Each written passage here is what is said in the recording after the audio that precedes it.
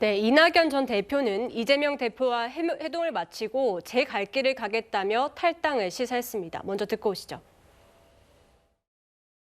그동안의 당 안팎에서 충정어린 제안이 있었기 때문에 그에 대한 응답을 기다렸으나 어떠한 응답도 듣지 못했습니다. 통합지대에 관련된 얘기도 있었을까요? 네, 그걸 거부했습니다. 제 갈 길을 가겠습니다. 네, 이 민주당에서는 두 분의 만남이 더 있기를 기대하는 목소리도 분명히 있는 것 같습니다만 사실상 이 발언을 두고 결별을 통보한 것이다 이런 해석이 더 무게가 실리거든요. 그렇습니다. 제 갈 길을 가겠다라고 사실상 이제 최후 통첩을 한 것이고요. 어떻게 보면 민주당의 분열은 이제부터 이제 시작됐다 이렇게 보는 것이 타당할 것 같습니다. 뭐 몇 년 전, 이게 8년 전이죠.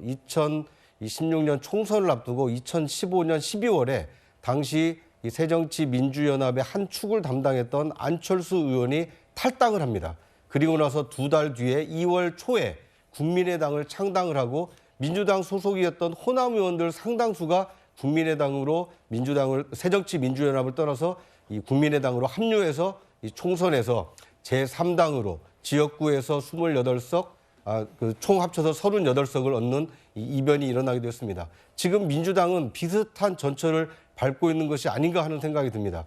지금 크게 보면 친명 또는 친낙의 경우에는 이 친문 세력도 일부 포함이 됩니다. 이 공존을 하고 있었던 두 세력이 총선을 불과 100여일 앞두고 사실상 이 수장이라고 할 수 있는 이낙연 전 대표가 탈당을 결심을 했고 앞으로 공천 과정에서 배제되거나 부적격이라고 인정받는 현역 의원 또는 원외 인사들이 다수 나올 때 이낙연 신당으로 합류할 가능성이 크기 때문에 2016년 총선을 앞두고 민주당이 분열했던 것처럼 이번에도 민주당이 다시 한번 이 분열의 길로 들어섰다 이렇게 보는 것이 타당할 것 같습니다.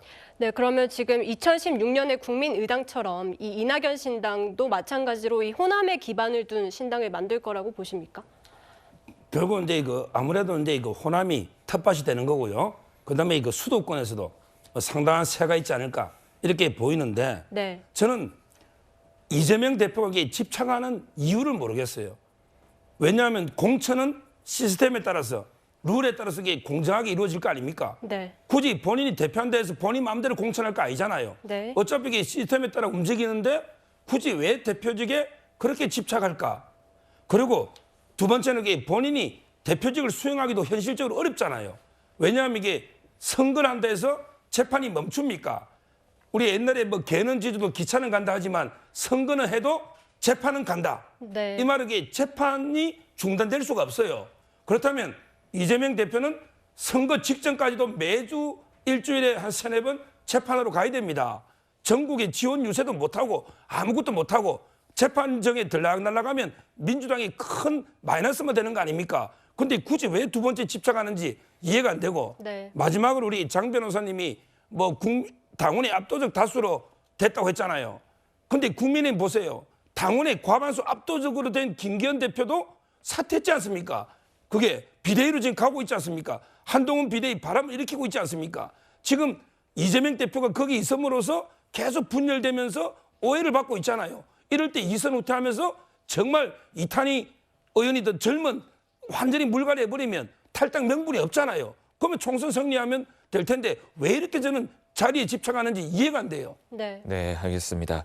이낙연 전 대표가 이제 신당 창당을 시사하면서 이제 소영조 부대변인이 항상 저희 방송에 나와서 이제 내부의 친낙계 의원들, 이낙연계 의원들 움직임이 없을 것이다라고 얘기를 했는데 어쨌거나 이 회동 장면 자체가 약간 마지막 인사 같다는 그런 관측도 좀 있거든요. 그렇기 때문에 비명계 의원들이 원칙과 상식 의원들이 다시 탈당을 좀 무게를 두는 거 아니냐 그런 관측이 나오는 거죠. 원래 원칙과 상식 의원들은요 배수진을 치고 한 거예요. 그러니까 이게 이낙연 전 대표의 신당과 다르게 본인들의 어떤 입장들을 당이 받아들여주지 않으면 이낙연 전 대표의 신당으로 간다는 얘기가 아닙니다. 본인들의 정치적 거취를 민주당에서 할 수 없다라는 얘기는 했었어요.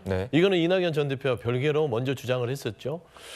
그러니까 이제 민주당의 내용 부분들은 피할 수 없는 상황이라고 봤을 때 이재명 대표에 대해서 지금 고치를 얘기하시면서 여러 가지 논거를 대시는데 말은 바로 해야 될 하나는 있습니다. 김기현 대표는 물러난 게 아니라 잘려나간 거예요. 그러니까 이거는 뭐 자진해서 사퇴했다 그건 아닌 것 같고요.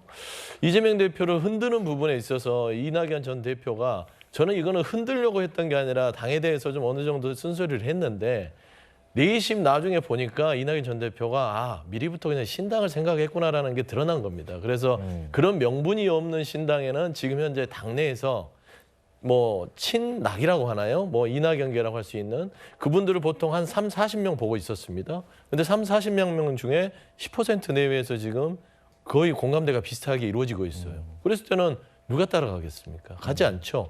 그리고 국민의당 이 부분은요.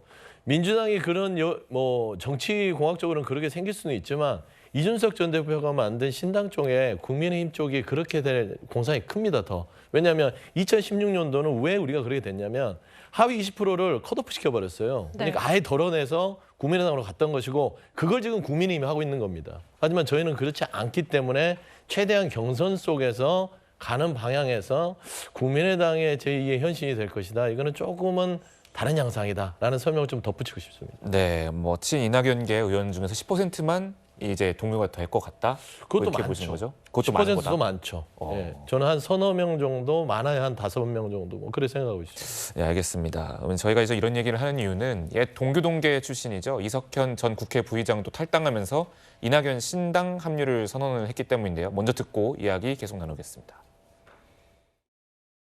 이재명 대표의 사심으로 민주당에는 도덕성과 공정이 실종이 됐습니다. 50년 친구인 이낙연의 외로운 투쟁을 제가 양심상 외면할 수가 없습니다. 이재명 대표의 독단과 전행으로 당이 이렇게 망가져 있고 여러 의원들이 참 안타깝게 생각이 됩니다. 참 좋은 의원님들이 많이 계세요. 그런데 이재명 대표 1인 정당이 된 데 대해서 개탄하면서 제가 당을 떠나는 것입니다. 네, 이석현 전 부의장, 그러니까 육선 의원이죠. 당장 1월 3일이나 4일이라고 신당 창당의 구체적인 시간표까지 제시했는데 네. 속도가 좀 날지 좀 주목이 되고 있습니다. 그러니까 이제 신당이라는 것이 뭐 하루아침에 만들어지진 않고요. 전국적으로 5개 시도당을 만든 이후에 이제 전국적으로 뭐 지역위원회나 당협위원회를 꾸린 다음에 이제 창당이 가능하기 때문에 그렇죠. 이제 창당에는 최소한 한 달에서 길게는 한 2달 정도 시간이 소요가 됩니다. 네. 그러다 보니까 지금부터 창당 작업에 나선다 하더라도 4월 총선까지 공천까지 하고 선거운동까지 감안한다면 이제 빠듯하기 때문에 네. 곧바로 창당 작업에 돌입할 것이다. 이제 이렇게 예고를 한 것이고요. 저는 그 서영주 부대변인이나 장현주 변호사님 말씀에 좀 동의하기가 어려운 것이 지금 민주당은 이재명 대표 1인 체제로 견고하게 지금 뭐 원팀으로 움직이고 있다. 이렇게 보기가 좀 어려운 상황입니다.